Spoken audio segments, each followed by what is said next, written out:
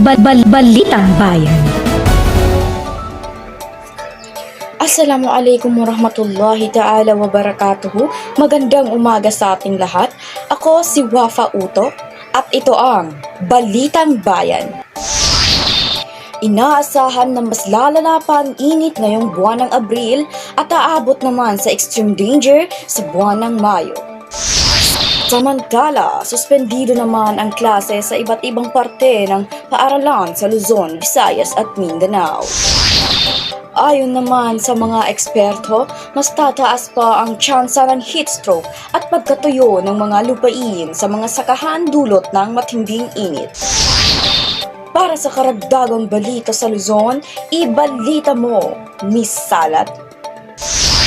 Magandang araw sa ating lahat. Narito ang update sa lagay ng panahon sa susunod na araw. Patuloy pa rin umiiral ang easterlies o yung mainit na hangin mula sa dagat Pasipiko sa bahagi ng ating bansa. Kung saan ngayong araw ay patuloy pa rin tayong nakakaranas ng mainit at maalinsangan na panahon lalong-lalo na sa tanghali. Ngunit meron pa rin tayong posibilidad na makaranas ng pag-ulan dulot ng locally thunderstorm at sa kasalukuyan ay wala pa tayong namamataan o namomonitor na sama ng panahon na maaaring magdulot ng apekto sa ating bansa. At para sa magiging lagay ng panahon ngayon sa buong bahagi ng Luzon ay patuloy pa rin makakaranas ng tag-init ng panahon lalong-lalo na sa tanghali. Sa Metro Manila ay maaari sila makaranas ng 26 to 27 degrees Celsius. Sa Baguio naman ay 18 to 27 degrees Celsius. Sa Tagaytay naman ay 24 to 33 degrees Celsius. Habang sa Lawag naman ay 27 to 34 degrees Celsius. At sa Legazpi ay 27 to 33 degrees Celsius. At ang pinakamalakas o ang pinakamataas na temperatura ay sa Tugigaraw kung saan ay makakaranas sila ng 27 to 39 degrees Celsius. Magandang araw sa ating lahat at sa mga taga-suporta ng ating balitang lokal. Ako si Bayrea Shahana Hasrin ay Salat at nandito tayo ngayon sa Tugigaraw City kung saan ang init ng panahon ay hindi biro. Ayon sa uling ulat ng Pag-asa ay patuloy pa rin tumataas ang temperatura dito sa Tugigaraw. Umabot na sa 39 degrees Celsius ang ating panahon. Dahil sa matinding temperatura, marami na sa mga residente ang gumagawa ng paraan upang maiwasan ang init. Ang iba ay nagpupumilit na manatili na lamang sa kanilang mga tahanan o pumunta sa mahangin na lugar. Ngunit hindi lahat ay may luho na gawin ito. Lalo na ang mga manggagawa na kailangang magtrabaho sa ilalim ng init ng araw. Grabing init dito sa Tugigaraw. Parang oven. Ay hindi maramdaman ng hangin. Ayon sa mga eksperto, dahil sa patuloy na pagtaas ng temperatura, maaaring ito magdulot ng epekto sa ating mga kalusugan. Isa na rito ang pagkasugat, pagkahilo at heat stroke, kaya naman mahalaga ang pag-iingat at pagbibigay pansin sa ating kalusugan. Sa ganitong panahon, ang ating kalusugan at kaligtasan ang pinakamahalaga. Kaya tandaan, mag-ingat at maging handa sa anumang sitwasyon. Ito si Bayrea Salat, nag-uulat mula sa mainit na Tugigaraw. Balik sa iyo, Miss Uto. Maraming salamat sa iyong ulat, Miss Salat. Ngayon ay tunghayan naman natin ang mga kaganapan sa parteng Visayas. Ibalita mo, Miss Rondero. Pahibalo na daan ang Pag-asa Visayas sa heat index karong Mayo na moabot og 44 degrees Celsius hangtod 47 degrees Celsius. Nilabay ang 40 degrees Celsius sa adlaw sa Biyernes katong Abril 26 ug gisundan kani katong adlaw sa Domingo na niabot og 42 degrees Celsius ang kainit sa Subo.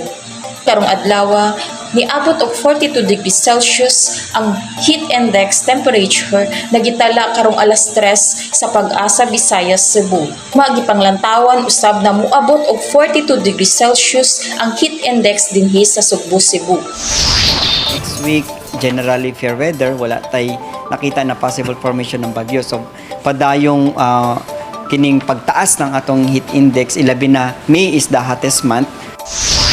Subay niini nagpahinumdom ang Pag-asa Visayas sa publiko na permi moinom og tubig og dili kaayo moadto sa layo nga dili naman sad importante ang adtukan labi na sa kataas sa kainit karon sa temperatura sa atong lugar.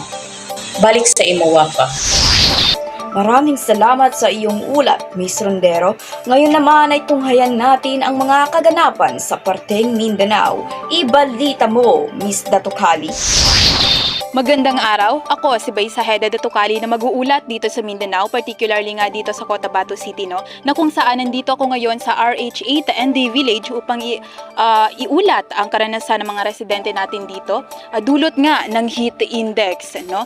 So as for yesterday, Wafano, nakapagtala tayo na mataas na heat index kung saan umabot sa 43 degrees Celsius ang naranasan ng mga residente dito sa Cotabato City. Ayon nga yan sa datos mula sa Pag-asa, no? As of today, inaasahan natin na aabot sa 44 degrees Celsius ang nakikita nating heat index ngayong araw. Pero dahil nga nasa forecast pa lang yan, mamaya malalaman natin kung aabot ba talaga dyan ang heat index. Again, dahil nga nasa mainit na panahon tayo ngayon, kahit na di pa nag-uumpisa yung warm, dry season, aasahan na talaga natin yung mataas na heat index. At ayon sa mga residente dito nga sa ND Village RH8 Cotabato City, ito daw ang iba sa mga epekto ng heat index sa kanila. Pakinggan natin. Sobrang malaking epekto talaga, sobrang init, lalo pa mga bata, initan masyado. Ang electric fan, kahit anong lakas ng electric fan, 2 electric fan, di kaya. Sobrang init. Tapos, yun din sa tubig, ganun, malaking bayad ng tubig kasi palagi naliligo mga bata. Masyadong naka-apekto sa amin, lalo na sa amin mga nagtatrabaho kasi pwede siya mag-cause sa amin ng heat stroke na ganito kainit yung panahon.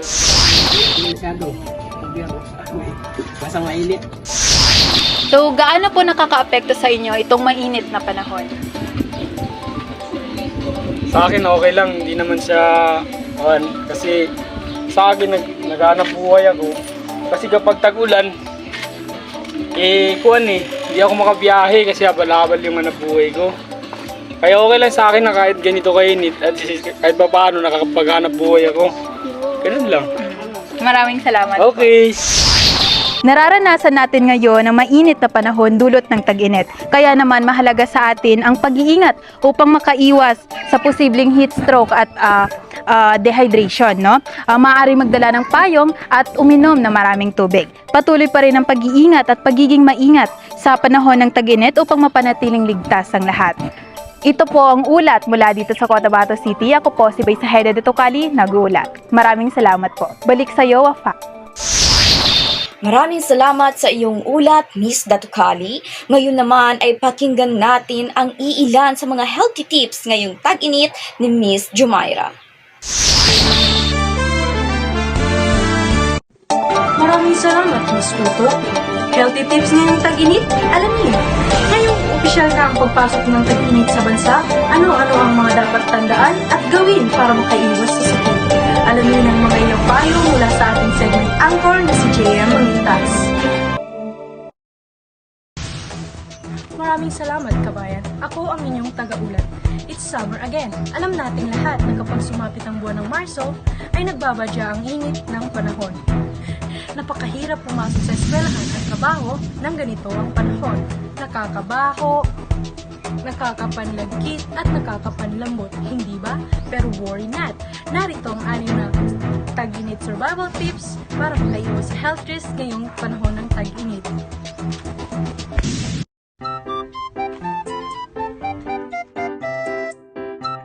Una, stay hydrated. Dalasan ang pag-inom ng tubig para maiwasan ng dehydration at heat stroke.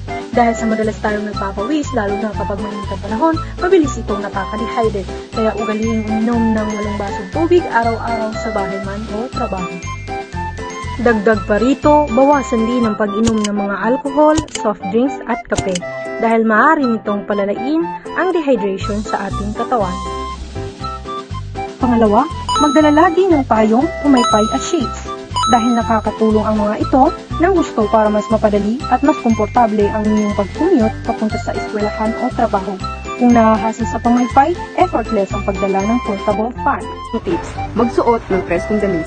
Iwasan muna ang pagsusuot ng mga makakapal at dark colors na mga damit para mas presko ang pakiramdam. Pwede magsuot ng mga long sleeve or pullovers basta't ito ay yari sa cotton. Kung ang opisina nyo naman ay meron air condition, magbaon lamang ng jacket upang sa gayon ay hindi lamigin. Pang-apat na tips, maglagay ng sunscreen. Magpahid ng sunscreen sa mukha bago maglagay ng makeup para sa mga babae at sa mga parte na maaaring maarawan bago lumabas ng bahay. Importante ito para sa atin upang maging proteksyon sa ating balat mula sa harmful UV rays na maaaring magdulot ng mga sakit sa balat gaya ng sunburn o worse, skin cancer. Piliin ang SPF 25 pataas sa mas garantisadong proteksyon. Maligo at least twice a day para maiwasan ang pagkabanas at panlalagkit ng katawan dulot ng maalinsangang panahon. Maligo ng 2 beses sa isang araw, huwag din paniwalaan ang haka-haka na nakaka-anemic ang pagligo sa gabi. Sa katunayan, ayon sa post ni Dr. Willie Ong sa Facebook, makakatulong pa ito upang hindi mamahe ang mikrobyo sa ating katawan dulot ng pagpapawis.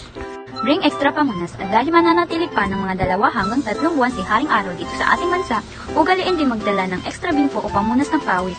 Makakatulong ito maiwasan ang pagkakaroon ng hindi kanais-nais na amoy o body odor na dulot ng pagkatuyo ng pawis. Paalala ng Fairwave Asia na laging pakatatandaan ang mga tag-init survival tips na ito para maiwasan ang heatstroke, sunburn at iba pang mga related na sakit na pwede mong makuha mula sa maalinsangang panahon. Stay fresh best, huwag kalimutan na magsaya ng ligtas ngayong summer. Balik sa iyo, Miss Uto. Maraming salamat sa inyong pagsubaybay. Muli, ako si Wafa Uto, ang inyong news anchor.